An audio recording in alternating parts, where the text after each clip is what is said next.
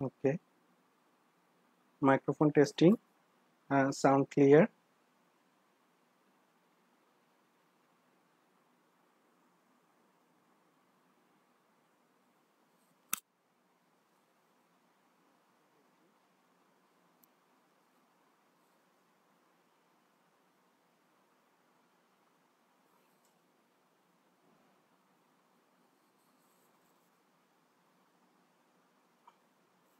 আসলে কিছু কথা না বললেই না।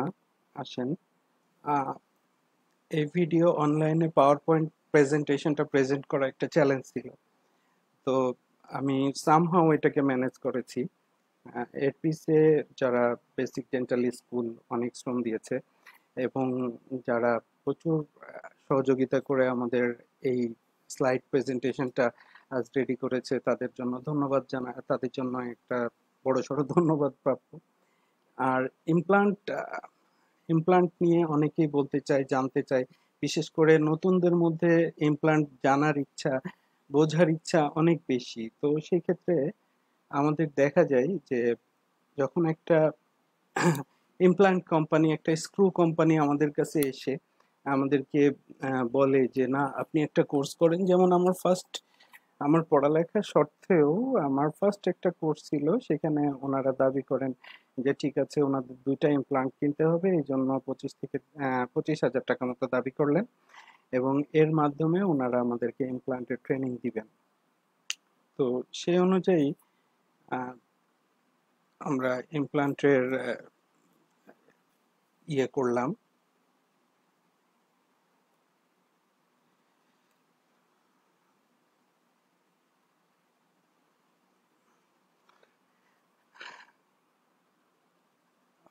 Everything is clear, thank you Sajjad. Okay, তো ট্রেনিং করলাম। ট্রেনিং করলে আমার 2 দিনের শিডিউল ছিল। 2 দিনের শিডিউলে আমি যেটা দেখতে পেলাম, আহ, 2 দিনের শিডিউলে শুধু বোন ক্লাসিফিকেশন, বোন ডেন্সিটি এবং একটি লাইভ ডেন্টাল ইমপ্লান্ট প্লেসমেন্ট ছিল এবং তার পরবর্তীতে বিভিন্ন কোম্পানির গুণগান, এইগুলা আর কি দিয়ে আমার 2টা দিন শেষ হলো। তো লেটস ডু ইট সিস্টেমেটিক। আমরা সিস্টেমেটিক উপায়ে জানতে চাচ্ছি যে ইমপ্লান্ট কিভাবে প্লেস করা যায়। আসলে ইমপ্লান্টের সায়েন্স, আমরা ডেন্টাল স্টুডেন্ট যারা, আমরা যারা ডেন্টাল নিয়ে কাজ করি, ডেন্টাল স্পেশালিস্ট যারা, তারা সবসময় সায়েন্সটাকে আগে প্রাধান্য দেয়। ডেন্টাল সায়েন্স, এবং dental science not only physics, it also chemistry, it also architecture, it's a huge science. তো ডেন্টাল ইমপ্লান্ট সম্পর্কে জানতে হলে আমার মেটালার্জি জানতে হবে, আমার ফিজিক্স জানতে হবে, আমার বায়োলজি জানতে হবে এবং আমার অনেক অনেক কিছু সম্পর্কে জ্ঞান রাখতে হবে। তো আর কথা না বাড়িয়ে আমরা আস্তে ধীরে শুরু করব। আমার প্রেজেন্টেশন শুরুতে দেখা যাবে আমি আসলে আমার ফেসটাকে দেখতে পারবো না, আমি পাওয়ার পয়েন্ট দিয়েই করছি। তো শুরু করলাম, দেখি আমার পেজের কি অবস্থা। হ্যাঁ, ক্লিয়ার, সাউন্ড ক্লিয়ার মনে হচ্ছে। আমি অলরেডি আমরা শুরু করছি। Thank you. ট্রান্সমিট করা যাচ্ছে সব জায়গায় কি? পেস্ট এডিট করা যাচ্ছে?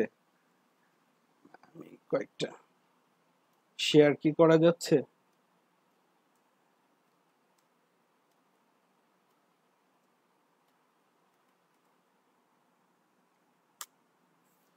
শেয়ার করা যাচ্ছে। কুলের কাছে জিজ্ঞাসা করলাম। হ্যাঁ, শেয়ার মনে হয় করা যাচ্ছে কিনা কে জানে। তো আজকে ডেন্টাল ইমপ্লান্টোলজি, আমি doctor Riyad Mahmud, BDS MS prosthodontics, আমার সাবজেক্ট আজকে dental implantology. Hello beautiful people out there. আমরা জানি এই কোভিড-19 সিচুয়েশনে সবাই ঘরে বসে কাটাচ্ছি। তো আমার জুনিয়ররা বলল যে ভাই ঘরে বসে কাটাই কি হবে, একটা কিছু করেন। তাই করতে যে আজকে আহ, এই প্রেজেন্টেশন। তো প্রেজেন্টেশনের শুরুতে আমি ধন্যবাদ জানাতে চাই আমার শ্রদ্ধেয় শিক্ষক মণ্ডলী, আমার পরিবার পরিজন এবং আমার অগ্রজ এবং অনুজ সবাইকে, যাদের অনুপ্রেরণায় আজ আমার আজকে এই অবস্থান। আমরা আজকে কোনো শিখাইতে যাব না, আমরা জাস্ট নলেজটা একটু এক্সচেঞ্জ করব যে আসলে ডেন্টাল ইমপ্লান্ট জিনিসটা কি। তো কথা না বাড়িয়ে চলেন দেখা যাক।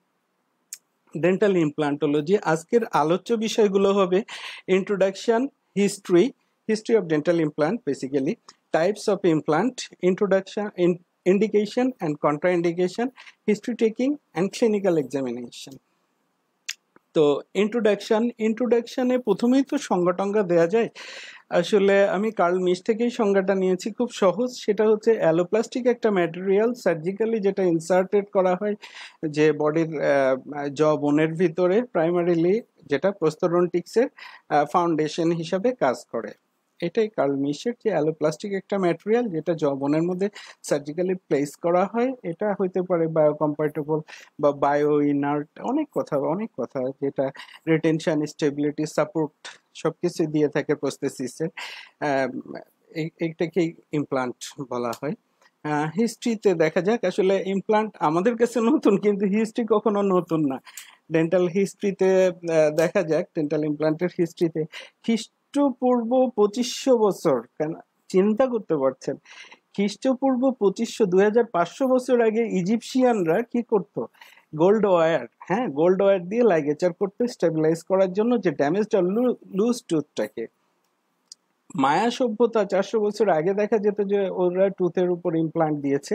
পরবর্তী স্লাইডে দেখা যাবে যে 7th এবং 8th সেঞ্চুরি এডিতে যে হন্ডুরাসের পাশে একটা জবন পাওয়া গিয়েছে, সেই জবনের ভিতর দেখা যায় যে সি শেল থেকে কেটে কিছু artificial card implant incisors made from card sea shells থেকে তৈরি করে জবনের মধ্যে প্লেস করে দিয়েছে, এবং ওটি এখনো বিদ্যমান। এবং ইমপ্লান্টের ফাদার অফ ইমপ্লান্টোলজি যাকে বলা হয়, উনি ব্রেনিমার্কের একটা উক্তি আছে যে গ্লাসের ভিতর দাঁত নিয়ে উনি কাউকে মরতে দিবে না। No one should die with their teeth sitting in a glass of water. সব দাঁত প্লেস করে দিবেন। তো দেখা যাক প্রথম হিউম্যান ভলেন্টিয়ার হচ্ছেন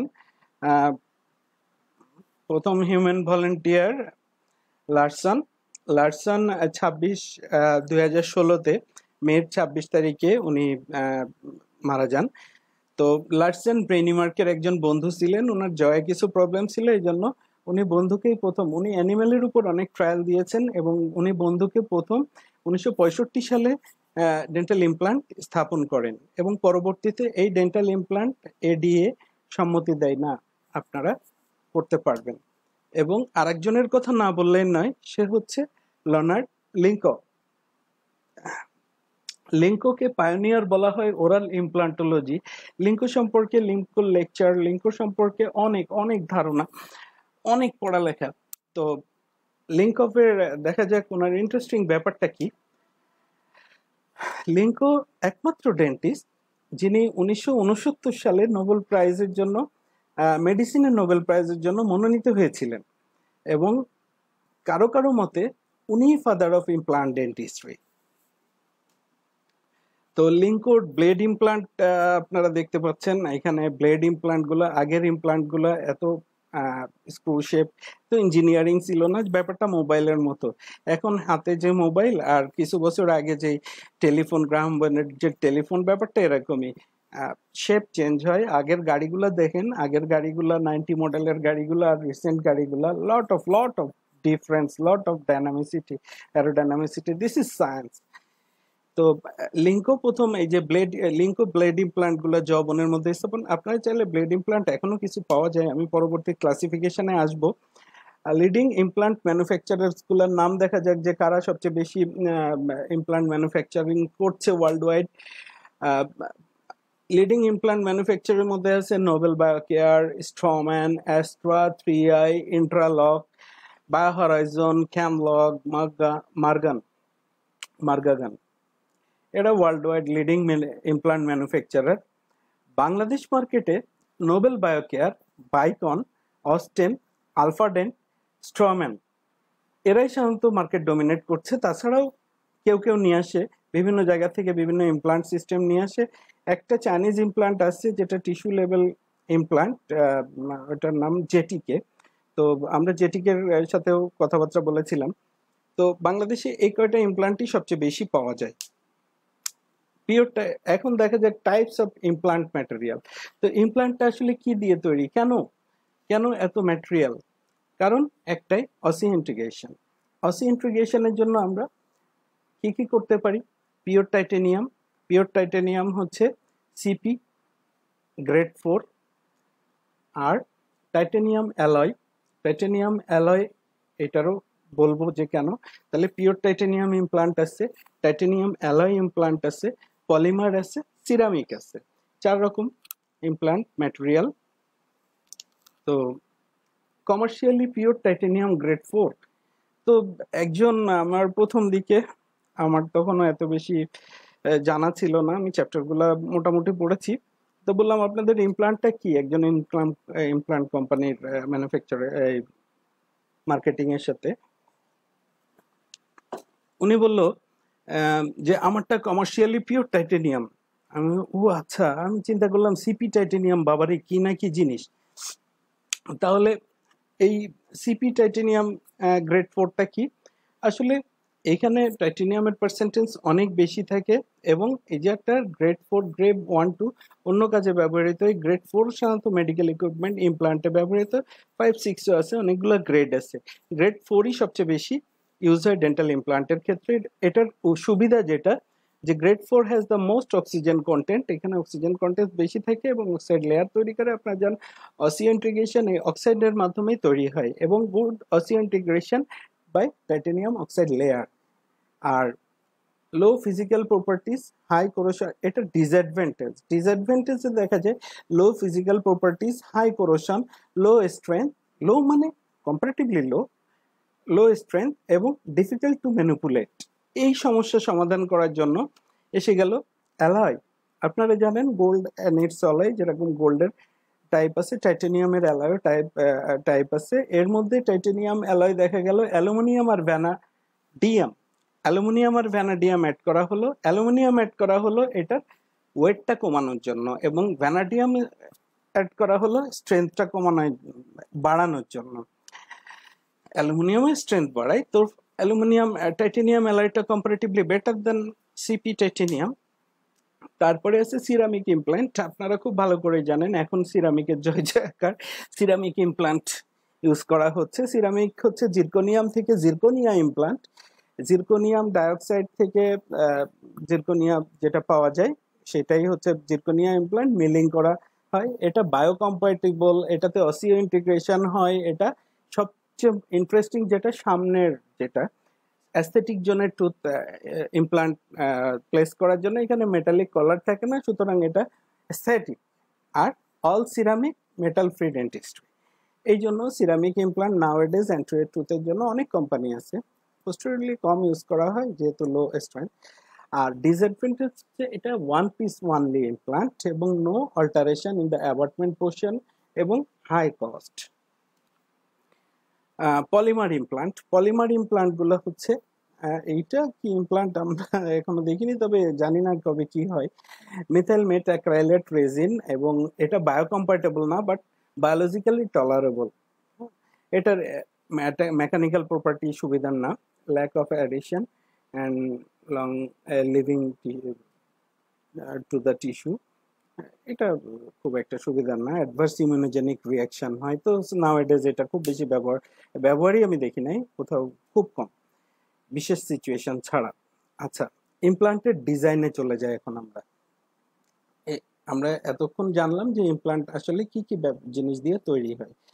এইবার চলে যাব ইমপ্লান্ট ডিজাইনে। ইমপ্লান্ট ডিজাইনে আপনি দেখতে পারতেছেন এখানে উপরে ক্রাউন পোর্শন, ক্রাউনটা বসতেছে অ্যাবাটমেন্ট পোর্শনের উপর। এই যে অ্যাবাটমেন্ট, তার উপরে ক্রাউন, এবং তার নিচে যেটা বসছে ফিক্সার। এই ফিক্সারটা যৌবনের মধ্যে সার্জিক্যালি প্লেস করা হচ্ছে, এখানে দেখানো যাচ্ছে যে সার্জিক্যালি প্লেস। তার উপরে একটা অ্যাবাটমেন্ট, টু পিস ইমপ্লান্টের ক্ষেত্রে তার উপরে একটা অ্যাবাটমেন্ট এবং তার উপরে ক্রাউন। নেক্সট আমরা মাইক্রোস্কোপিক ফিচার দেখি, যে এটা ম্যাক্রোস্কোপিক ফিচার। তো একটা ফিক্সার, একটা ইমপ্লান্ট ফিক্সারে কি কি ফিচার থাকতে পারে, বডি ডিজাইন কি কি থাকতে পারে। ক্রেস্ট মডিউল আছে, অ্যাবাটমেন্ট কানেকশন, এখানে উপরে অ্যাবাটমেন্টটা যে কানেকশন দিবে, অ্যাবাটমেন্ট কানেকশন, ক্রেস্ট মডিউল এবং থ্রেড জিওমেট্রি। এইগুলা আমরা পরবর্তীতে আসছি, ক্রেস্ট মডিউল, অ্যাবাটমেন্ট কানেকশন আর থ্রেড জিওমেট্রিতে যাব ম্যাক্রোস্কোপিক্যালি। অ্যাবাটমেন্ট আমরা দেখছি যে একই সাথে দেখে নিচ্ছি কিভাবে অ্যাবাটমেন্টটা আপনার প্ল্যাটফর্মের সাথে যুক্ত হচ্ছে, ইমপ্লান্ট অ্যাবাটমেন্ট কিভাবে যুক্ত হচ্ছে, এবং তার উপর ক্রাউন দেওয়ার পর এখানে বায়োলজিক্যাল উইথটা সম্পর্কে আপনারা দেখতে পাচ্ছেন যে এখানে বায়োলজিক্যাল উইথ একটা তৈরি হচ্ছে। তারপরে যাই মাইক্রোস্কোপিক ফিচার। মাইক্রোস্কোপিক ফিচারে যেটা পাবো সেটা ইমপ্লান্ট ম্যাটেরিয়াল, যেটা আমি আগেই আলোচনা করেছি কি কি ম্যাটেরিয়াল দিয়ে ইমপ্লান্ট তৈরি হয়, সারফেস কোটিং এবং সারফেস মরফোলজি। এগুলোতে আমরা পরে যাব যে কি কি সারফেস কোটিং কেন দেওয়া হয়, কি কারণে দেওয়া হয়, সারফেস মরফোলজি কেন অল্টারেশন করা হয়। তো এখন আমরা সরাসরি ক্লাসিফিকেশনে চলে যাই। Classification based on implant design. Implant ডিজাইনের ক্লাসিফিকেশনে চলে যাই আমরা। এন্ডোস্টিয়ালে যেতে পারি, সাবপেরিওস্টিয়াল, ট্রান্সঅস্টিয়াল, ট্রান্সমিউকোজাল। আর এন্ডোস্টিয়াল যেটা, সেটা হচ্ছে র্যামাস ফ্রেম, রুট ফর্ম, প্লেটফর্ম। এই রুট ফর্ম ইমপ্লান্টটাই সব থেকে বেশি ব্যবহার করা হয়, আদার্স গুলা খুব বেশি আমাদের দেশে দেখা যায় না। তো এন্ডোস্টিয়াল ইমপ্লান্ট সম্পর্কে বলি। সাবপেরিওস্টিয়াল ফ্রেম দেখা যাচ্ছে যে সাবপেরিওস্টিয়াল একটা ফ্রেমের উপরে ইমপ্লান্টের যে কপিং গুলা, যে অ্যাবাটমেন্ট পোর্শন গুলা, এখানে অ্যাবাটমেন্ট পোর্শন সার্জিক্যালি প্লেস করা সাবপেরিওস্টিয়াল ফ্রেম দেখতে পাচ্ছেন এখানে সার্জিক্যালি প্লেস করা। এবং এগুলো ম্যাক্সিলোফেশিয়াল প্রস্থেসিসের জন্য খুব সুন্দর। ট্রান্সম্যান্ডিবুলার ইমপ্লান্ট আপনারা দেখতে পাচ্ছেন যে ম্যান্ডিবুলের একটা কর্টেক্স থেকে আরেকটা কর্টেক্সে যাচ্ছে, এই জন্য এটা ট্রান্সম্যান্ডিবুলার ইমপ্লান্ট। ট্রান্সম্যান্ডিবুলার ইমপ্লান্টের রেডিওগ্রাফিক ফিচার এখানে দেখতে পাচ্ছেন ডিভাইস, এবং এখানে দেখা যাচ্ছে রেডিওগ্রাফিক্যালি যে এখানে বোন খুবই কম, বোন উইথ খুবই কম, হাইটও খুবই কম। এই ক্ষেত্রে ট্রান্সম্যান্ডিবুলার ইমপ্লান্ট ব্যবহার করা হচ্ছে। এন্ডোসিয়াস ইমপ্লান্টে এই যে দেখছেন ব্লেড ফর্ম, আবার এখানে দেখা যাচ্ছে পিন ফর্ম। আমার মনে আছে যে আমরা যখন প্রথম 2003-এর দিকে ফিলিপাইন থেকে এক ভদ্রলোক এসেছিলেন, উনি এই ওয়ান পিস ইমপ্লান্ট এবং স্ক্রু ফর্ম ইমপ্লান্টের উপর খুব এমফাসিস করেছিলেন। অনেকগুলা সেমিনার করেছিলেন উনি ঢাকাতে, বিয়াম অডিটোরিয়ামে এবং চট্টগ্রামে অ্যান্ড সো অন। এবং উনি তখন আমার প্রথম ধারণা হয় যে না, ইমপ্লান্টটা উনি এত সহজে এত সুন্দর করে বুঝিয়ে দিলেন যে না, ইমপ্লান্টটা খুব ইন্টারেস্টিং একটা ব্যাপার। এবং তার পরবর্তীতে অনেক বছর পর আমরা দেখতে পেলাম, তার কয়েক বছর পরে নোবেল বাংলাদেশে প্রথম মার্কেটে এলো বাইকন ইমপ্লান্টটা। বাইকন ইমপ্লান্ট আসার পর তো মহাশ্বাস রব একটা ইমপ্লান্ট বসানো হবে। তো আমরা কোনো মতে গেলাম ইমপ্লান্ট বসানো দেখতে। একটু গল্প করি, নাথিং সিরিয়াস, এখানে তো পড়ানো হচ্ছে না, এখানে তো আমরা ডিসকাশন করছি। তো দেখতে গেলাম, দেখতে যাওয়ার পর ওইখানে ওটি সেট আপ ছিল, সব সেট আপ একটার পর একটা আমরা সমস্ত প্রিকশন নিয়ে একটা গ্রুপ অফ ডেন্টিস্ট ইমপ্লান্ট দেখলাম। এবং ফয়সাল স্যার সম্ভবত উনি ল্যাবে বসতেন, উনি প্রথম দেখলাম যে উনি ইমপ্লান্টটা প্লেস করছেন চট্টগ্রামে। তো আমাদের দেখার সৌভাগ্য হয়েছিল। তো এখন ইমপ্লান্ট তো দেখতে হবে কিরকম ব্যাপার স্যাপার। অনেকক্ষণ অপেক্ষা করার পর দেখলাম যে একবার ড্রিল করে, যখন ইমপ্লান্টটা বের হলো দেখি ও বাবা, এত ছোট, এতটুকু একটা স্ক্রু, এটাই কি সেই, এর পিছে এত সায়েন্স। তারপরে আস্তে আস্তে ওটা ছিল প্লাটু শেপ, হ্যাঁ, এন্ডোস্টিয়াল ইমপ্লান্ট। এবং তার পরবর্তীতে নোবেল বায়োকেয়ার আসে, অস্টেম আসে, এবং অন্যান্য যে কোনো কোম্পানি যারা আসে তারা সব স্ক্রু শেপ ইমপ্লান্ট নিয়ে আসে। তো দেখা যাক এন্ডোসিয়াস ইমপ্লান্ট সম্পর্কে, ব্লেড আর পিন। তারপরে এন্ডোসিয়াস ইমপ্লান্টের আরেকটা ব্যাপার যেটা আমাদের খুব বেশি জানা নাই, সেটা হচ্ছে কর্টিক্যালি ফিক্স ইমপ্লান্ট। বিশেষ সিচুয়েশন, যখন রিজার্ভ ম্যান্ডিবল, ম্যাক্সিলার সাইনাস হ্যাঁ, আপনারা জানেন যে SF4 1 to 4 পর্যন্ত আছে, সাইনাস লিফটিং 1 থেকে শুরু করে 4 পর্যন্ত আছে। এইখানে এত ঝামেলা, আপনি পেশেন্টকে বলবেন সাইনাস লিফটিং করবেন, আবার 6 মাস অপেক্ষা করবেন, আবার আপনি ইমপ্লান্ট দিবেন, আবার 6 মাস অপেক্ষা করবেন, তারপরে আবার ইমপ্লান্টের মাপ নিবেন। ইটস 1 বছর ট্রিটমেন্ট টাইম বা 2 বছর অনেক সময় লেগে যায়। সেই ক্ষেত্রে আরেকটা সমাধান হচ্ছে কর্টিক্যালি ফিক্স ইমপ্লান্ট, কর্টিক্যাল ইমপ্লান্টোলজি, এটা একটু পরে আসছি। তো দেখেন এখানে সাইনাসের উপরে কি সুন্দর করে কর্টিক্যালি ফিক্স ইমপ্লান্ট বসানো হয়েছে, জাস্ট পেরিওস্টিয়াল কর্টিক্যাল বোনের উপর। তারপরে বেজাল ইমপ্লান্ট, বেজাল ইমপ্লান্ট সম্পর্কে খুব বেশি বলতে যাচ্ছি না। বেজাল ইমপ্লান্ট গুলো আসলে বাইকর্টিক্যাল এনগেজমেন্ট করা হয়। বাইকর্টিক্যাল এনগেজমেন্ট এখানে দেখতে পাচ্ছেন আপনারা। হ্যাঁ, বেজাল ইমপ্লান্টটা এখানে টিউব্রো টেরিগয়েড ইমপ্লান্ট, টেরিগয়েডের single pterygoid, double pterygoid implant এগুলা।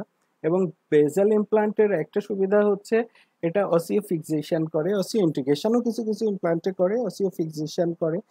যেমন আমার অর্থোপেডিকে স্ক্রু দিয়ে ফ্র্যাকচারকে ঠিক করা হয়, তেমন এখানেও স্ক্রু দিয়ে বাইকর্টিক্যাল বা সিঙ্গেল কর্টিক্যাল নার্ভ বাইপাস বিভিন্ন সিস্টেমে এটা ফুল মাউথ রিহ্যাবিলিটেশন, যেখানে রিজার্ভ ম্যান্ডিবল ম্যাক্সিলা সেখানে দেওয়া হয়। কিছু ল আছে, কিছু রুলস আছে, এই রুলসগুলো দেখে। তো আমরা পরবর্তী স্লাইডে চলে যাই। এখানে বেজাল ইমপ্লান্টের কিছু কথা না বললেই নাই, কারণ বেজাল ইমপ্লান্টটা ভবিষ্যতে খুব লিডিং, বিশেষ করে প্রস্থোডন্টিক্সদের জন্য। বেজাল ইমপ্লান্টগুলা দেখা যাচ্ছে বাম পাশের স্লাইডে, যে বেজাল ইমপ্লান্ট সামনে 3 আর 3 6 7 3 3 6 7 ইমপ্লান্ট সামনে, এবং পিছে ডাবল কর্টিক্যাল, ডাবল টেরিগয়েড। এখানে 6 7 8 10টা এমনি একটা রুল আছে, উপরে 10টা নিচে 8টা, এইভাবে সাধারণত ফুল মাউথ রিহ্যাবিলিটেশন করা হয়। সেই ক্ষেত্রে ক্যান্টিলিভার, এই ক্ষেত্রে অন্যান্য ইমপ্লান্ট সিস্টেমে যেমন all in 4 all in 6 A cantilever implant সম্পর্কে ক্যান্টিলিভার ফোর্স তৈরি করা হয়, বাট এই ইমপ্লান্টে কোনো ক্যান্টিলিভার রাখা হয় না, এবং এটাতে খুব বেশি ম্যাসিভ সার্জারিও করা হয় না, জাস্ট পালপেট করে বসায় দিতে হয় স্ক্রুর মতো। এবং দেখেন এখানে নাজাল ফ্লোর প্রথমে দেখা যাচ্ছে উপরের ছবিতে, উপরের এক্সরেতে ওপিজি, এটাতে আপার ম্যাক্সিলারি বোন নাই বললেই চলে, ম্যান্ডিবুলার বোন খুবই কম। তো সেক্ষেত্রে আপারে ওরা নাজাল ফ্লোর এনগেজমেন্ট করেছেন, সামনের 6টা দিয়ে নাজাল ফ্লোর এনগেজমেন্ট, এবং একটা দেখা যাচ্ছে ক্যানাইন বাইপাস করেছেন, ক্যানাইন বাইপাস এবং প্রিমোলার রিজনে একটি একটি করে বসানো, এবং তারপরে মোলার এবং মোলার রিজনে একটি করে বসানো সাইনাসের ভিতর থেকে, এবং একটি একটি করে টিউব্রো টেরিগয়েড ইমপ্লান্ট দেয়া, টেরিগয়েড প্লেটের উপর যেটা বসানো, এই কর্টিক্যাল বোনগুলো এনগেজ করা, এবং নিচেও দেখা যাচ্ছে কর্টিক্যাল বোনগুলো এনগেজ করে, এই যে বাইপাস করা, হ্যাঁ, ম্যান্ডিবুলার নার্ভ বাইপাস করা, এইভাবে ইমপ্লান্ট করা সম্ভব। তো সবচেয়ে ইন্টারেস্টিং আমরা চোখে সামনে যেটা দেখি সেটা হচ্ছে ট্যাপার্ড স্ক্রু শেপড ইমপ্লান্ট অথবা সিলিন্ড্রিক্যাল ইমপ্লান্ট। এই ট্যাপার্ড স্ক্রু আর সিলিন্ড্রিক্যাল নিয়ে আজকে বলবো। তো ট্যাপার্ড স্ক্রু আর সিলিন্ড্রিক্যাল ইমপ্লান্টগুলো চিত্রে আপনারা দেখতে পাচ্ছেন। এন্ডোসিয়াস ইমপ্লান্টের ট্যাপার্ড স্ক্রু লেফট হ্যান্ড সাইডে দেখা যাচ্ছে বিভিন্ন সারফেসের বিভিন্ন রকম স্ক্রু, ট্যাপার্ড স্ক্রু, এবং রাইট হ্যান্ড সাইডে দেখা যাচ্ছে সিলিন্ড্রিক্যাল ইমপ্লান্ট, এখানে বিভিন্ন সিলিন্ড্রিক্যাল ভেন্ট করা বিভিন্ন ডিজাইনে, ডিজাইনগুলো পরে আসবো। সিলিন্ড্রিক্যাল এই ট্যাপার্ড স্ক্রু শেপড ইমপ্লান্ট এত পপুলার কেন? এর কিছু অ্যাডভান্টেজ তো, অ্যাডেড অ্যাডভান্টেজ তো মাস্ট। এটা দুই রকম হতে পারে, একটা হচ্ছে 2 পিস ইমপ্লান্ট, একটা হচ্ছে সিঙ্গেল পিস ইমপ্লান্ট। 2 পিস ইমপ্লান্টের সেগুলা হচ্ছে ফিক্সার পার্ট আগে বসানো হয় এবং পরবর্তীতে যে আপনার লোডিং দেওয়া হয় অ্যাবাটমেন্টের উপর, এবং সিঙ্গেল পিস ইমপ্লান্টটা দেখা যায় অ্যাবাটমেন্ট সহই বসানো হয়। আর এটার অ্যাডভান্টেজগুলো দেখা যাক। প্লেসমেন্ট ইন দ্য ন্যারো স্পেসে বসানো যায়, better stability and immediate placement. হ্যাঁ, ইমিডিয়েট প্লেসমেন্টের পরে এটার স্টেবিলিটি বেশি পাওয়া যায়, অনেক সময় 40 নিউটন পাওয়া যায়, 40 নিউটন টর্ক পাওয়া যায়। এই 40 নিউটনে আমরা ইমিডিয়েট লোডিং দিতে পারি। হ্যাঁ, বিশেষ করে অ্যান্টেরিয়র ক্ষেত্রে যেটা অ্যাস্থেটিক জোনের ইমপ্লান্ট, আপনি ইমপ্লান্ট দিয়ে 6 মাস বসায় রাখলে তো হবে না, 4 মাস বসায় রাখলে তো হবে না, পেশেন্ট তো এই 4 মাস কি করবে? তো সেই ক্ষেত্রে দেখা যায় যে immediate loading, progressive loading, delayed loading, অনেকগুলো লোডিং এর ভ্যারাইটিস আছে। এটা পরবর্তীতে যদি সুযোগ পাই তখন আমরা যা আলোচনা করব, কিভাবে লোড, কিভাবে প্রস্থেসিস পার্টটা কিভাবে করা হয়, কিভাবে প্রস্থেসিস গাইডেড ইমপ্লান্ট দেওয়া হয়। এটা নিয়েও আমার একটা স্টাডি আছে যে কিভাবে প্রস্থেটিক গাইডটা খুব বাই হ্যান্ড তৈরি করা যায়।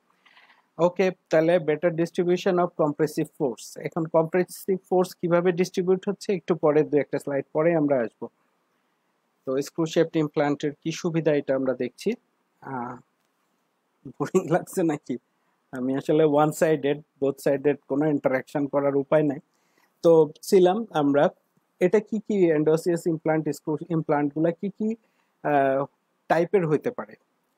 একটা হতে পারে এটা সলিড, এটা হলো, দেখেন এখানে হলো আছে, এটা সলিড হলো, অথবা ভেন্টেড, এটা ভেন্টিলেটেড করা। তো এটা বিভিন্ন কাজে বিভিন্ন রকম ডিজাইন, এবং বিভিন্ন ডিজাইন বিভিন্ন ক্ষেত্রে চুজ করা হয় বন মরফোলজি অনুযায়ী, যদি বোন টাইপ অনুযায়ী বিভিন্ন ডিজাইন বিভিন্ন জায়গায়। জাস্ট আমরা ডিজাইনগুলো জানবো। তো এন্ডোসিয়াস ইমপ্লান্টের আরেকটা ব্যাপার হচ্ছে বোন লেভেল ইমপ্লান্ট কাকে বলে, টিস্যু লেভেল ইমপ্লান্ট কাকে বলে। আসলে বোন লেভেল, টিস্যু লেভেল ইমপ্লান্টটা ব্রেনিমার্ক প্রথম থেকে টিস্যু লেভেল ইমপ্লান্ট গুলা বসিয়ে আসছিলেন, কিন্তু দেখা গেল তার পরবর্তীতে অ্যান্টিরিয়র টুথের ক্ষেত্রে যে টিস্যু লেভেল ইমপ্লান্ট গুলা অ্যাস্থেটিক জোনের বাইরে মেটাল শো করছে, সেক্ষেত্রে চলে আসছে এখন সব থেকে পপুলার যেটা বোন লেভেল ইমপ্লান্ট। এবং বোন লেভেল ইমপ্লান্ট গুলো আপনারা লেফট সাইডে দেখতে পাচ্ছেন, at the level of the বোনে এটা দিয়ে দেওয়া হয়। এবং এরও কিছু অ্যাডভান্টেজ ডিসঅ্যাডভান্টেজ আছে। বোন লেভেল ইমপ্লান্ট গুলো সাধারণত ক্রিস্টাল বোন লস বেশি করে, এই জন্য এটাকে একটা অ্যাডেড ফিচার দেওয়া হয়, আমি একটু পরে ওইটাতে যাব। আর টিস্যু লেভেল ইমপ্লান্ট গুলা কিভাবে, তো আসুন দেখি লোড গুলা কিভাবে কাজ করে। একটা ইমপ্লান্ট আপনি যখন সার্জিক্যালি ইনসার্ট করলেন, হ্যাঁ, তার উপরে কি কি লোড কাজ করতে পারে অ্যাবাটমেন্ট এবং ক্রাউন দেওয়ার পরে। একটা হচ্ছে টেনসাইল লোড, একটা হচ্ছে শেয়ারিং লোড, একটা হচ্ছে কম্প্রেসিভ। কম্প্রেসিভ লোড আপনি যখন দিচ্ছেন তখন কম্প্রেশন, এটা হচ্ছে ফেভারেবল, এটা ভার্টিক্যালি নিচের দিকে কম্প্রেসিভ লোডটা যাচ্ছে, এবং শেয়ারিং লোডটা রাইট লেফট মানে বাক্কালি লিঙ্গুয়ালি এবং অ্যান্টেরিয়রলি পোস্টেরিয়রলি মুভ করছে, যেটা ফেভারেবল না। এবং টেনসাইল লোডটা পুলস দ্য ইমপ্লান্ট আপওয়ার্ড আর ডাউনওয়ার্ড, এটাও ফেভারেবল না। তাহলে কম্প্রেসিভ ফোর্সটাই একমাত্র ফেভারেবল, যেটা কাউন্টারেক্ট করে আমাদের থ্রেড এবং ইমপ্লান্ট জিওমেট্রির মাধ্যমে। আমরা পরের স্লাইড গুলাতেই যাচ্ছি, সব বলে ফেললে কিভাবে হবে। ফোর্স ডিস্ট্রিবিউশন একটু আগে বলছিলাম যে আনফেভারেবল গুলা কোনটা, ফেভারেবল গুলা কোনটা। আনফেভারেবল হচ্ছে টেনসাইল ফোর্স, যেটা আপার উপরের দিকে পুল করে, শেয়ারিং ফোর্স যেটা রাইট লেফট অ্যান্টেরিয়র পোস্টেরিয়র করছে বাকালিলিঙ্গুয়ালি, এবং কম্প্রেসিভ ফোর্স যেটা বোন ইমপ্লান্ট ইন্টারফেস, হ্যাঁ, এই বোন ইন্টারফারেন্স এটাকে কাউন্টারেক্ট করতেছে কম্প্রেসিভ ফোর্সটাকে। তো এখানে চিত্রে দেখা যাচ্ছে when an implant length is the same, যখন ইমপ্লান্ট লেন্থটা সমান হচ্ছে কিন্তু প্যাচের পরিমাণ বাড়ায় দেওয়ার ফলে এবং প্যাচের জিওমেট্রি চেঞ্জ করার ফলে এটার বোন ইমপ্লান্ট কন্টাক্ট বিআইসি এটাকে বাড়িয়ে দেওয়া যাচ্ছে। আপনারা জানেন যত সারফেস এরিয়া বাড়িয়ে দিব তত ইমপ্লান্টের স্টেবিলিটি, রিটেনশন এবং লংজিভিটি বেড়ে যাবে। এই বোন টু ইমপ্লান্ট কন্টাক্ট বাড়ানোর জন্য আপনি ব্যাপারটা আরেকটু অ্যাডভান্স লেভেলে গেলে আরো বোঝা যাবে যে একটা কাঠের ভিতর যখন একটা পেরেক দেয়া হয়, অল্প দিলে সেটা কি হবে, সেটা বেরিয়ে আসবে। কিন্তু পেরেকের উপর যদি প্যাচ দিয়ে দেওয়া হয় সেটা সহজে বেরোতে পারবে না। এবং প্যাচটাকে যদি বিভিন্ন ডাইমেনশনালি বিভিন্নভাবে মোটিভেট করা, মোল্ডেড করা হয়, ইঞ্জিনিয়ারিং করা হয়, সেটা স্থায়ীভাবে ওখানে লেগে থাকবে। ব্যাপারটা ড্রিলিং অ্যান্ড পুটিং দ্য, আমরা দেয়ালে ইয়ে করি যে এটার মতোই, ড্রিল করে যে ড্রিলগুলা বসাই এটার মতোই। তো ফোর্স ডিস্ট্রিবিউশন আমরা জানলাম যে ফোর্সের কি কি কাজ করছে। ফোর্স ডিস্ট্রিবিউশন দেখেন থ্রেড ডেপথের উপর নির্ভর করতেছে, এই যে ইন্টারনাল ডায়ামিটার একটা আছে ইমপ্লান্টের, এবং এক্সটার্নাল ডায়ামিটার একটা আউটার ডায়ামিটার আছে, এই আউটার ডায়ামিটার থেকে ইনার ডায়ামিটার বাদ দিলে থ্রেড ডেপথটা বের হয়, এবং এই থ্রেড ডেপথটা বাড়িয়ে দেওয়ার ফলে রিটেনশন বেড়ে যায়। হ্যাঁ, যখন D3 বোনে আমরা ইমপ্লান্ট প্লেস করব সেক্ষেত্রে পুলিং ফোর্সটা বেশি কাজ করে, সেই পুলিং ফোর্সটা কাউন্টারেক্ট করার জন্য ইমপ্লান্ট থ্রেড ডেপথটা বাড়িয়ে দিতে পারি, আর থ্রেড উইথও বাড়াই দিতে পারি। হ্যাঁ, উইথ বেড়ে দিতে পারি, তাহলে আমার বোনের ইন্টারফেস ডিআইসি বেড়ে যাবে। এবং পিঞ্চ, এগুলোর মরফোলজিক্যালি একটু পরেই আমরা যাব। থ্রেড হ্যালিক্স অ্যাঙ্গেল, এখানে হ্যালিক্স, এবং এপিক্যাল ফেস অ্যাঙ্গেল, এখানে এপিক্যাল যে অ্যাঙ্গেল এই লং অ্যাক্সিসে যে অ্যাঙ্গেলটা তৈরি করছে এবং হেলিক্স অ্যাঙ্গেল তৈরি করছে, এগুলোর কিছু সিগনিফিকেন্স আছে। তো থ্রেড ডিজাইন হতে পারে একটা সিঙ্গেল থ্রেড, হতে পারে একটা ডাবল থ্রেড, হতে পারে একটা triple thread, patient to patient vary করে, ইমপ্লান্ট টু ইমপ্লান্ট যেমন প্রাইস ভ্যারি করে এই জিওমেট্রির উপর, যে কোন ইমপ্লান্ট কোথায় আমি দিব। একটা ইমপ্লান্ট যেখানে D2 বোন সেখানে তো এক ধরনের ইমপ্লান্ট দিব, যেখানে D3 বোন আপার পোস্টেরিয়র ম্যাক্সিলার ক্ষেত্রে সেখানে এক ধরনের ইমপ্লান্ট দিব। তো এই ইমপ্লান্ট গুলা দেখাচ্ছে ফেলিওর কেস বেশি, এই বেশি ওই বেশি, সেক্ষেত্রে আমরা বায়ো অ্যাক্টিভ একটা ইমপ্লান্ট দিব। এইভাবে আমরা case to case implant selection করতে পারবো। তবে সিঙ্গেল থ্রেডে বোন ইমপ্লান্ট ইন্টারফেস কম, ডাবল থ্রেডে বেশি, ট্রিপল থ্রেডে আরো বেশি। এইভাবে থ্রেডের সাথে আবার এখানে দেখা যাচ্ছে 1 স্টার, 2 স্টার, 3 স্টার, 4 স্টার, বিভিন্নভাবে থ্রেড জিওমেট্রি হাই। একই কথা বলছি যে ভার্টিক্যাল ফোর্সের রেজিস্ট্যান্ট যখন ফোর্স হচ্ছে ম্যাক্সিলার নিচে, তখন যদি এটাকে রেজিস্ট করা না হয় দেখা যাচ্ছে ইমপ্লান্ট অ্যাবটমেন্ট সহ আমার টুথটা ম্যাক্সিলারি সাইনাসে যেয়ে বসে থাকলো।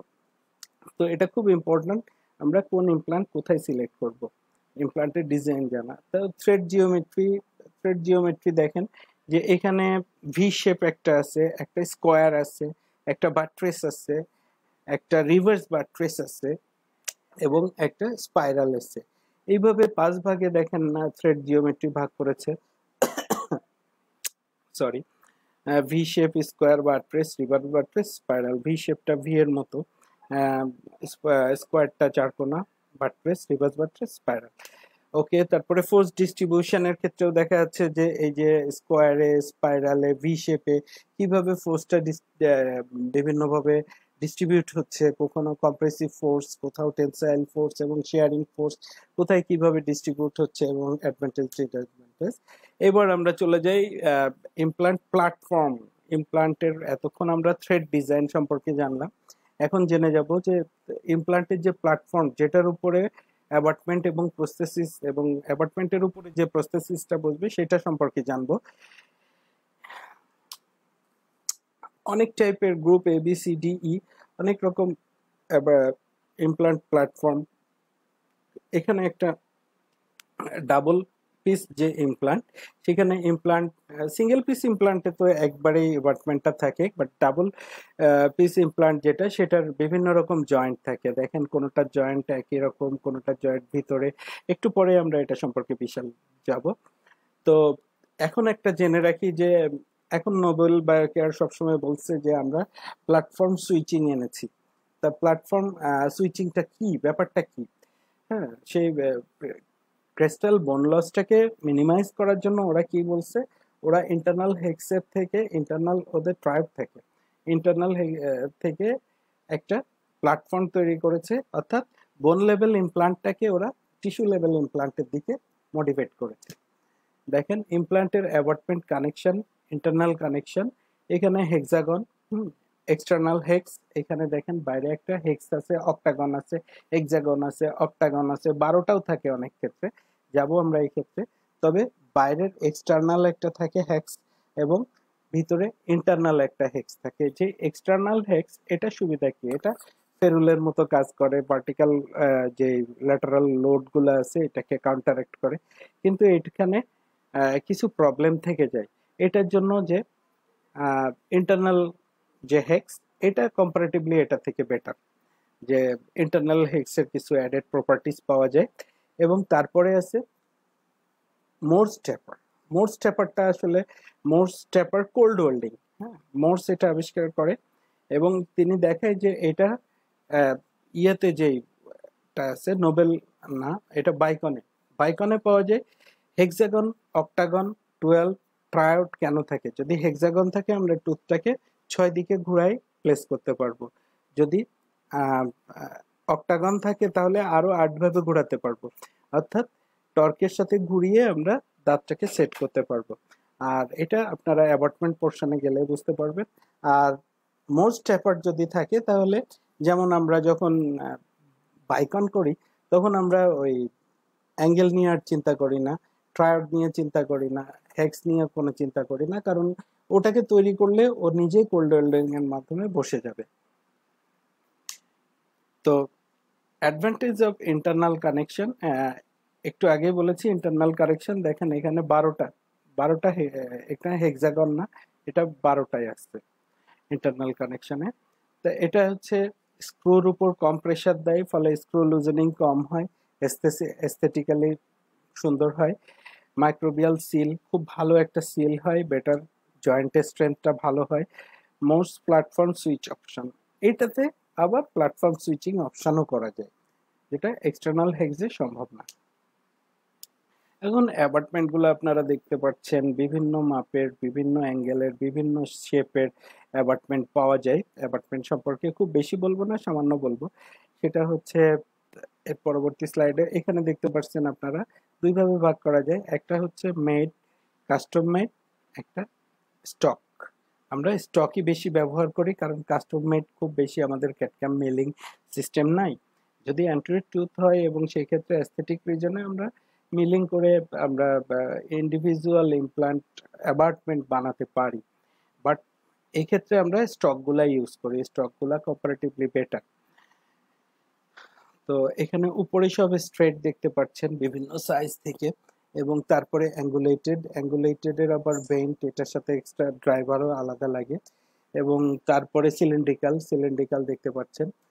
এরপরে অ্যাবাটমেন্ট, বিভিন্ন টাইপের অ্যাবাটমেন্ট, এই যে বল অ্যাবাটমেন্ট, জেস্ট অ্যাবাটমেন্ট এবং বিভিন্ন টাইপের অ্যাবাটমেন্ট। এখানে স্পাইরাল অ্যাবাটমেন্ট, জিঞ্জিভাল কন্ট্রোরটাকে কোথাও এটা মাঝে খেয়াল করলে দেখবেন ম্যান্ডিবলটা যদি বেশি দিন রিজর্ভ থাকে তাহলে বাক্কাল প্লেটটা স্লোপ হয়ে যায়, তখন ইমপ্লান্ট বসাতে গেলে আইদার ম্যান্ডিবুলার বোনটাকে আমরা সোজা করে নিই, একদম ফ্ল্যাট করে নিই, অথবা ইমপ্লান্টটাকে আমরা একটু উপরে বা মাঝামাঝি পর্যায়ে বসাই, অথবা বোন গ্রাফটিং করে সোজা করি। তো এই হ্যাপাগুলা অ্যান্ট্রয়েড টুথের ক্ষেত্রে কি করবেন? এইগুলা কমানোর জন্য এই যে স্পাইরাল অ্যাবাটমেন্ট আছে, এবং তারপরে সিলিন্ড্রিক্যাল আছে, তারপরে ট্যাপার আছে, তারপরে জেস্ট একটু বললাম। আর অ্যাবাটমেন্টের উপরে এই যে নাম্বার, এখানে সাইজ দেয়া থাকে, দেখেন ডায়ামিটার 4 এবং তারপরে লেন্থ, হ্যাঁ লেন্থ আছে, তার নিচে কাফের লেন্থ দেয়া থাকে। টোটাল লেন্থের মধ্যে কাপ থাকে 2 মিলিমিটার। যদি 4 মিলিমিটার ইমপ্লান্ট হয় দেখা যাচ্ছে 4 মিলিমিটারের কাপ আছে 2 মিলিমিটার, আর উপরে আছে 4 মিলিমিটার।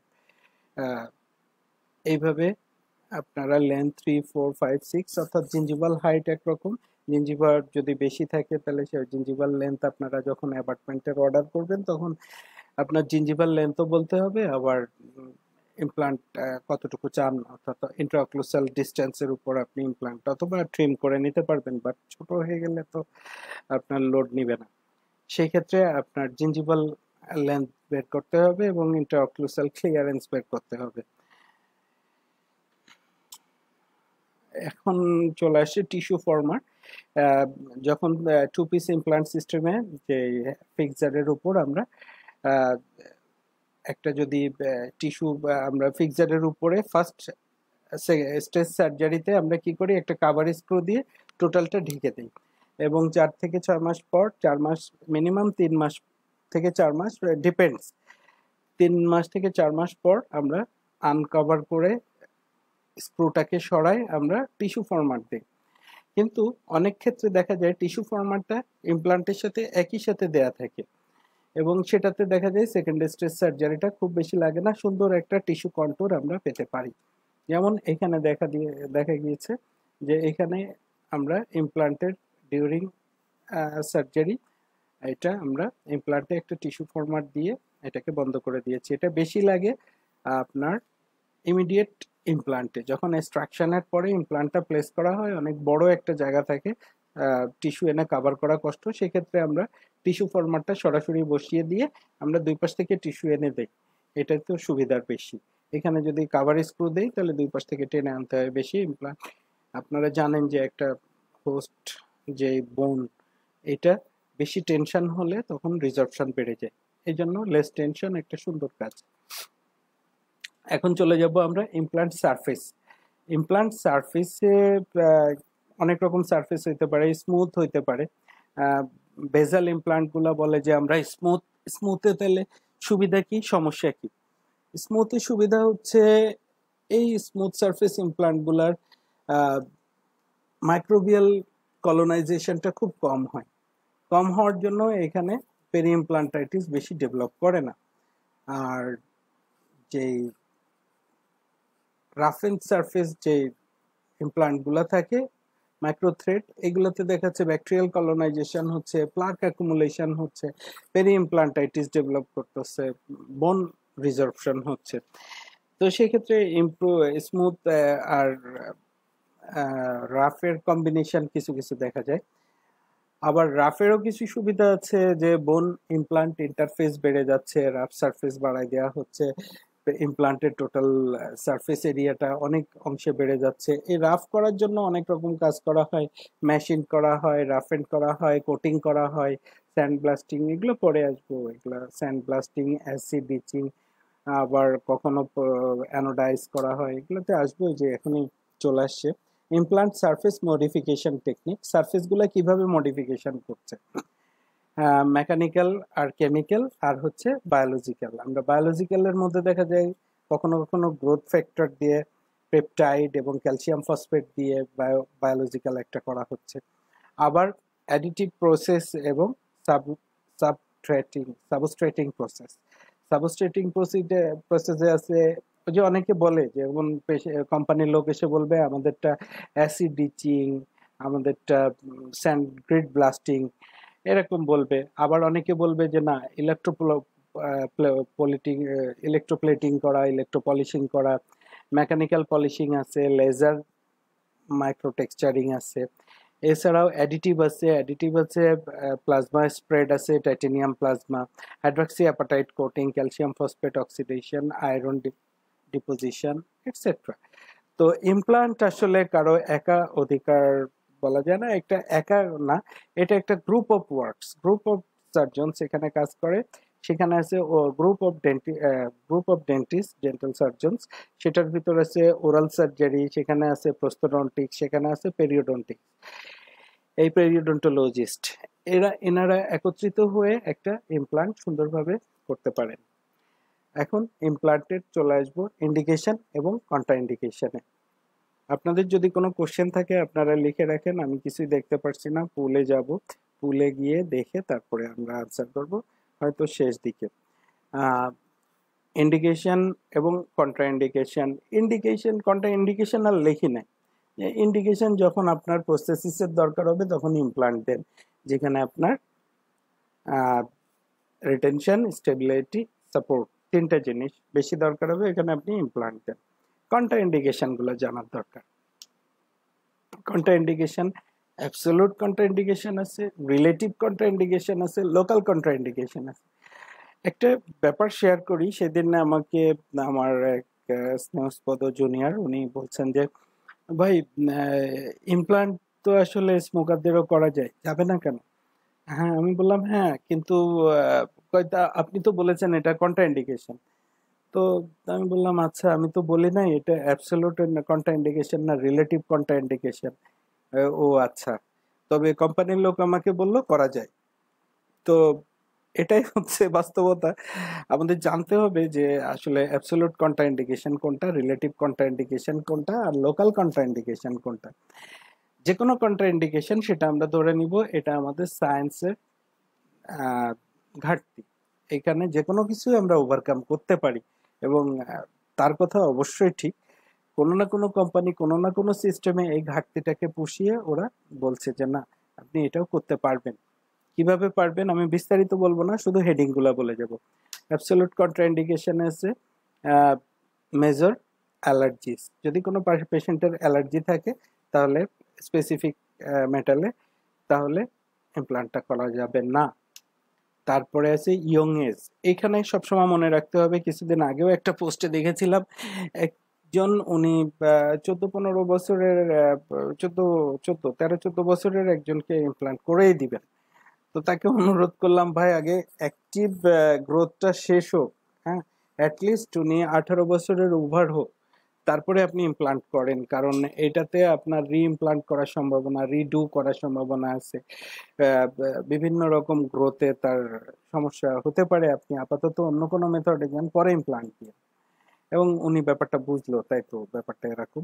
তো এখানে রিস্ক ফ্যাক্টর গুলো আছে যে, এবং পরে সলিউশন, আমরা ডিটেলসে যাব না। পেশেন্ট রিকোয়ার্ড অর্গান ট্রান্সপ্লান্ট, একজনের অর্গান ট্রান্সপ্লান্ট হবে, তার আপাতত পোস্ট ইমপ্লান্টের দরকার নাই।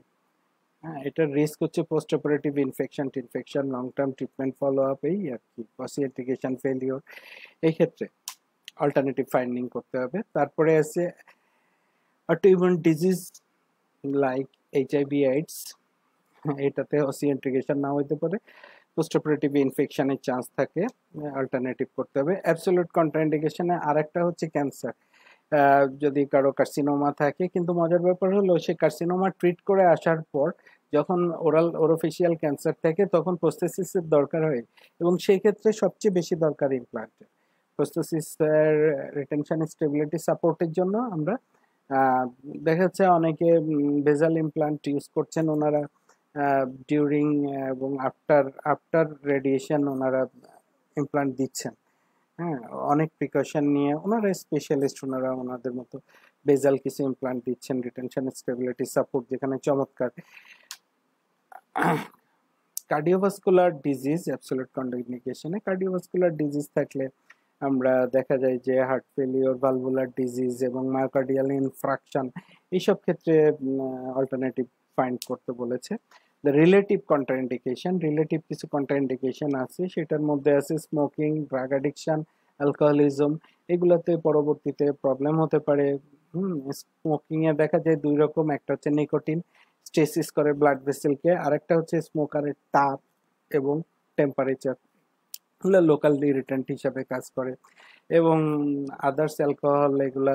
তো এটা থেকে নিরুপায় পাওয়ার উপর ওনাকে বলতে হবে যে আপনি এগুলো ছেড়ে দেন, আপনারা চেষ্টা করেন যে এটা আপনি বাদ দিলে তখন ইমপ্লান্ট করা যাবে। তাছাড়াও আছে প্রেগন্যান্সি, প্রেগন্যান্সি কাউকে ইমপ্লান্ট করার দরকার নাই, প্রেগন্যান্সি টার্ম শেষ হওয়ার পর তারপরে আপনারা আস্তে ধীরে করতে পারবেন। এক্স রে করা যাবে না এই অবস্থায় লোকাল জেনারেল অ্যানাস্থেটিক্স ব্যবহার করাও খুব সেফ না, ওনার প্রেশার বাড়তে পারে, পরে পার্চুরেশন হতে পারে, এটা আমাদের থেকে আপনারা খুব ভালো জানেন আমার মনে হয়। রিলেটিভ কন্ট্রাইন্ডিকেশনের মধ্যে আছে আনকন্ট্রোল ডায়াবেটিস মেলাইটাস। মনে রাখেন, উনি আমাকে বলেছে, জুনিয়র ছেলেটা আমাকে বললো যে ডায়াবেটিস থাকলে করা যাবে না। আমি কিন্তু ডায়াবেটিস থাকলে ভাই করা যাবে। হ্যাঁ, আমি বলছি হ্যাঁ ঠিকই তো, করা যাবে তো, কিন্তু আমি তো বলি নাই যে ওটা আনকন্ট্রোল ডায়াবেটিস বলেছিলাম, কন্ট্রোল ডায়াবেটিস তো বলি নাই।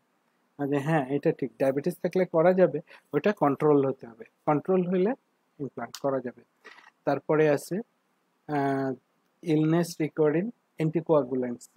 অ্যান্টিকোয়াগুলেন্টস যখন কেউ কনজিউম করতেছে সেই ক্ষেত্রে আমরা অ্যান্টিকোয়াগুলেন্টটা তার কার্ডিওলজিস্টের কাছ থেকে জেনে, এক্ষেত্রে একটা কথা বলে রাখি যে অনেকেই জিজ্ঞাসা করেন যে ইমপ্লান্ট দিলে কি এমআরআই করা যাবে না যাবে না। তো স্টাডিতে দেখা গেছে যে টাইটেনিয়াম ইমপ্লান্ট যেগুলো, এটার ম্যাগনেটিক ফিল্ডে খুব বেশি কাজ করে না, সুতরাং এটা সেফ, এটা করা যাবে টাইটেনিয়াম ইমপ্লান্ট। তো ইলনেস রিকোয়ারিং অ্যান্টিকোয়াগুলেন্ট থাকলে তারটা সলিউশন করে তারপর করতে হবে, এক্সট্রা প্রিকশন নিতে হবে, তার করতে হবে। অটোইমিউন ডিজিজের মধ্যে রিউমেটয়েড আর্থ্রাইটিস, সিস্টেমিক লুপাস ইরাইথোম্যাটিসাস, এগুলা post operative infection healing time কমায় দেয়, এই জন্য তাকে ঠিকঠাক করে তারপরে করতে হবে, অ্যাসেপসিস মেনটেন করতে হবে। তারপরে আছে আনট্রিটেড সাইকিয়াট্রিক আর সাইকোলজিক্যাল প্রবলেম। এখন সাইকোলজিক্যাল প্রবলেম থাকলে তাকে ইমপ্লান্ট করার দরকার নেই, ওনাকে সাইকোলজিক্যাল প্রবলেমটা ঠিক করে তারপরে করুন। তারপরে অস্টিওপোরোসিস এন্ড আদার বোন ডিজিজ, রিকেটস বা আদার ক্ষেত্রে, বা পেশেন্ট হ্যাভিং বিসফসফোনেট, এইসব ক্ষেত্রে আমরা এক্সট্রা প্রিকশন নিব। বিসফসফোনেট যারা কনজিউম করে আপনারা আগে ভালো করেই জানেন যে বিসফসফোনেট একটা ড্রাগ যেটা অস্টিওক্লাস্টিক অ্যাক্টিভিটি, বোনের রিমডেলিং কমায় দেয়, যার ফলে এটা কনজিউম করার ক্ষেত্রে দেখা যায় যে বোন রিমডেলিং হতে পারে না, সেক্ষেত্রে অস্টিওনেক্রোসিস দেখা দেয়। তো lack of motivation from the patient for treatment and post operative follow up, patient motivation কম হলে পেশেন্ট যদি লয়াল না হয় তারও ইমপ্লান্ট করার দরকার নাই। এবার লোকাল কন্ট্রাইন্ডিকেশনে যাব। লোকাল কন্ট্রাইন্ডিকেশনে ইনসাফিসিয়েন্ট বোন হাইট। একটা জিনিস মনে রাখবেন, যার টাকা আছে তার বোনস নাই, যার বোনস আছে তার টাকা নাই, এবং দুটোই যার আছে তার বয়স নাই, এরকম একটা ব্যাপার দেখা যায়। তো সেক্ষেত্রে আমরা সবকিছু চেক ব্যালেন্স করে তারপরে করব, যেমন poor oral hygiene, unfavourable position of the alveolar nerve, সেক্ষেত্রে নার্ভ বারপাস করে নিব, এবং অনেক লেশনস আছে মুখের ভিতরে, ম্যালঅক্লুশন আছে, হ্যাঁ, টুথটা দেখা যাচ্ছে একরকম ম্যালঅক্লুশন, সেগুলো অ্যালভুলার বোন ডেফিসিয়েন্সি, এইসব ক্ষেত্রে কিছু কন্ট্রাইন্ডিকেশন আছে, এগুলা কারেকশন করে আমরা ইমপ্লান্ট করব। এখন চলে আসুক আমরা ইমপ্লান্ট করব কিভাবে, এভুলুয়েট করব, পেশেন্টকে কিভাবে ইভ্যালুয়েশন করব।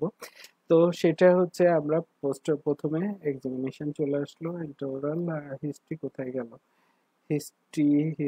হিস্ট্রিগুলা মনে হয় বাদ পড়ে গিয়েছে। সোশ্যাল, মেডিকেল, ডেন্টাল, মেন্টাল, আমার হিস্ট্রিটা এখানে নাই, হিস্ট্রিটা চলে গিয়েছে।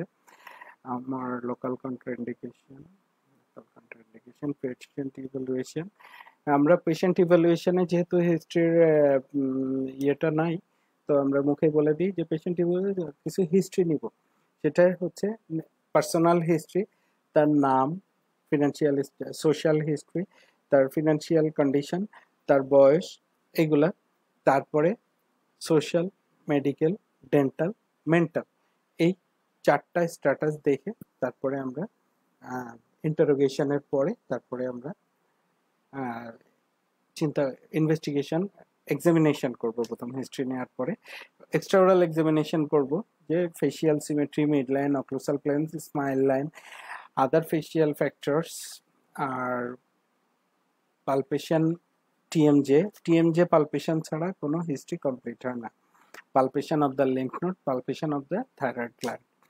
ইন্টারওরাল এক্সামিনেশনে বোন উইথ, বোন হাইট, বোন টাইপ, এতে বোন ম্যাপিং, সোজা কথা বোন ম্যাপিং, এই সোজা বোন ম্যাপিংটা আমরা আগে থেকেই করে নিব, এবং এর সাথে number of missing tooth, important anatomical structures, interocclusal space, opposite arch, crown root ratio, soft tissue, prosthetic option, and patient expectation and financial consideration, এই কয়েকটা জিনিসের উপর আমরা গুরুত্ব দিব বোন ম্যাপিং এর ক্ষেত্রে, আদার্স এক্সামিনেশনে। এখন ল্যাবরেটরি ইনভেস্টিগেশনগুলো আমরা কি করব? ল্যাবরেটরি আমরা একটা রুটিন এক্সামিনেশন যেগুলো, সেগুলো করব, একটা ব্লাড কাউন্ট করতে দেব, একটা ব্লিডিং প্রোফাইল, যার ব্লিডিং এর হিস্ট্রি দেয় সে bleeding platelet count, bleeding time, partial thromboplasty, এটা আর যে অনেকদিন ধরে যে অ্যান্টিকোয়াগুলেন্ট থেরাপি নিচ্ছে বা অ্যান্টিকোয়াগুলেন্ট খাচ্ছে তার জন্য আইএনআর করব, নমিনাইজ রেশিওটা, নর্মালাইজেশন যে রেশিও, এই আইএনআর করে নিব, এবং আইএনআর করে নিয়ে ওনার কার্ডিওলজিস্টের কথা শোনা কাছে পাঠিয়ে দিব, উনি যদি সেফ বলে অবশ্যই করতে পারবো। তাছাড়াও যে লং টাইম ডায়াবেটিস যাদের আছে তাদের ক্ষেত্রে আমরা হেমোগ্লোবিনটা গ্লাইকেট হেমোগ্লোবিন, যেটা HbA1c, হ্যাঁ, গ্লাইকোসিলেটেড যে হেমোগ্লোবিন, এটা করব। এটা 3 মাসের গ্লাইসেমিক কন্ডিশন এই HbA1c তে দেখা যায় যে উনি কতটুকু কন্ট্রোলে আছে। তারপরে কোনো ইনফেকশন আছে কিনা, বিশেষ করে hepatitis B and hepatitis C এর ইনভেস্টিগেশনগুলো খুব জরুরি, কারণ ইমপ্লান্ট প্লেস করার পরে যদি দেখা যায় যে আপনি আগে থেকেই হেপাটাইটিস আছে, আপনি ইয়ে করেন নাই, সেক্ষেত্রে দেখা যায় যে বললো যে ডাক্তার সাহেব আপনি আমাকে ট্রান্সমিট করেছেন, এই ক্ষেত্রে আপনার সেফটির জন্য এগুলো করে রাখা ভালো।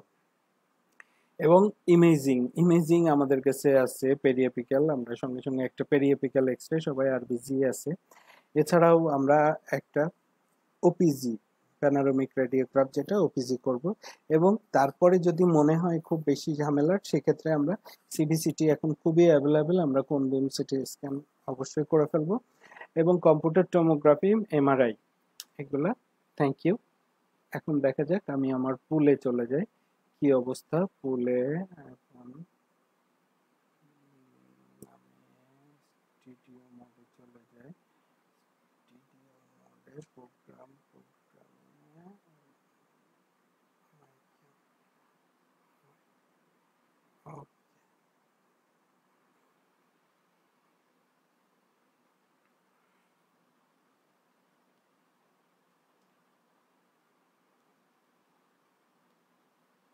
ধন্যবাদ সবাইকে। আমি একটু সেটআপটা ঠিক করি আসলে।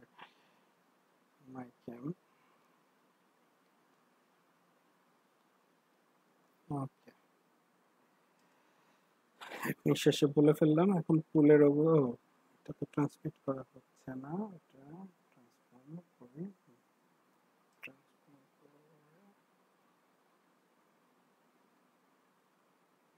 ওকে, এখন কোশ্চেন আনসার গুলা নেই।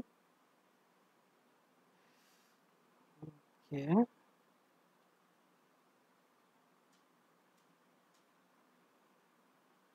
ওকে, কি কি কোশ্চেন পুলে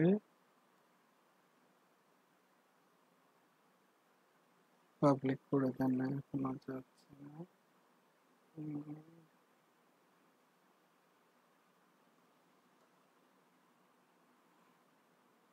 ইমাদুদ্দিন, ইমাদুদ্দিন হচ্ছে কোন ব্র্যান্ডের ইমপ্লান্ট কস্ট ইফেক্টিভ? হ্যাঁ, আসলে কোন ব্র্যান্ডের ইমপ্লান্ট, আসলে ইমপ্লান্টের কস্টটা বেসিক্যালি নির্ভর করে ইমপ্লান্টের জিওমেট্রি। আমি যেটা বললাম, ইমপ্লান্টের জিওমেট্রি, ইমপ্লান্টের ম্যাটেরিয়াল এবং ইমপ্লান্টের সায়েন্সের উপর। এবং ইমপ্লান্ট শুধু ফিক্সারের একটা দাম, দেখা যায় যে আমরা ফিক্সার একটা দাম দিয়ে কিনছি, আমরা ইমপ্রেশন যে কম্পোনেন্টগুলো আছে, ট্রান্সফার কোপিং ইউজ করতেছি কিনা, ওয়ান স্টেপ ইমপ্রেশন বা ওপেন ট্রে বা ক্লোজ ট্রে ইমপ্রেশন নেওয়ার জন্য যে কম্পোনেন্টগুলো আছে, এবং অ্যাবাটমেন্ট যেটা আছে, এইটার উপরে বেসিক্যালি দাম। অধিকাংশ ইমপ্লান্টই দেখা যায় 8 থেকে 12 হাজার টাকার মধ্যে, শুধু ফিক্সার। এবং ফিক্সারের পরে ওইটা বসানোর পরে আপনার ঝামেলা শুরু হয়ে যাবে। আপনি চেয়ে চিনতে টিস্যু একটা জিঞ্জিভাল ফরম্যাট বা টিস্যু ফরম্যাট কিনবেন, সেটাতেও আপনার কিছু কস্টিং যাবে। কেউ হয়তো ধারে এটা দিতে পারে, বাট ইটস নট গুড। প্রত্যেকটা তখন দেখা যায় যে আপনার সাইজ অনুযায়ী হচ্ছে না। তারপরে আপনি যখন অ্যাবাটমেন্ট কিনবেন তখন একটা প্রাইস আছে, এবং তারপরে যখন ইমপ্রেশন কোপিং কিনবেন সেটারও একটা প্রাইস আসছে। হ্যাঁ, আপনি বুঝতে পারছেন টোটাল আমাদের দেশে ইমপ্লান্টের টোটাল কস্টিং আছে। ওকে, পাবলিক করে দেন। এখন যাচ্ছে না, পাবলিক কিভাবে করব? আমি পারি না পাবলিক করতে। ভাইয়া, is the prophylactics important before going on the procedure? হ্যাঁ, ওয়াসিফ আহমেদ, অবশ্যই প্রোফাইল্যাক্সিস নিতে হবে।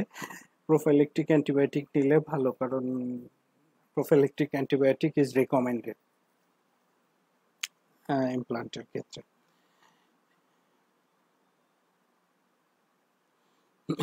সাজ্জাদ ইসলাম, ইমপ্লান্টের লাস্ট এজ লিমিট কত? ইমপ্লান্টের কোনো এজ লিমিট নাই। যখন হাড্ডি ভেঙে যাচ্ছে তখন কি আপনার ইমপ্লান্ট করছে না, তখন কি আপনার অর্থোডন্টিক 90 বছরের একজনের কি অর্থোপেডিক ডিভাইসগুলো বসাচ্ছে না? তো আপনার যদি complication, indication, contraindication, relative contraindication গুলা না থাকে, তাহলে আপনি করতে পারেন, কোনো সমস্যা নেই। এই জন্য লাস্ট স্টেজ বলা যাবে না।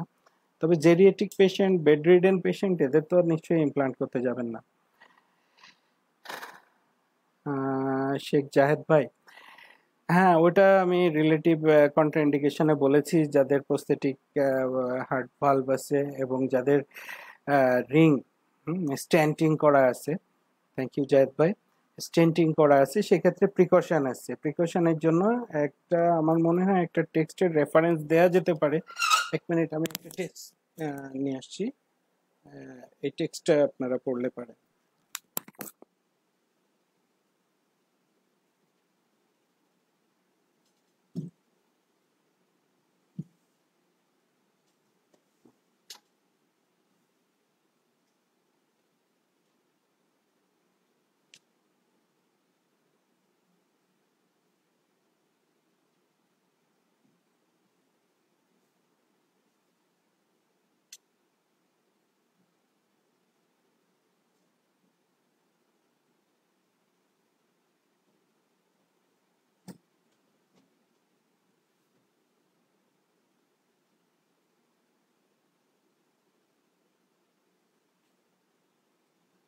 এই বইটা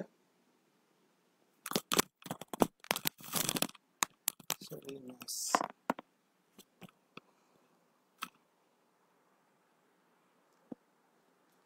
dental implant complication etiology prevention and treatment Stuart J forum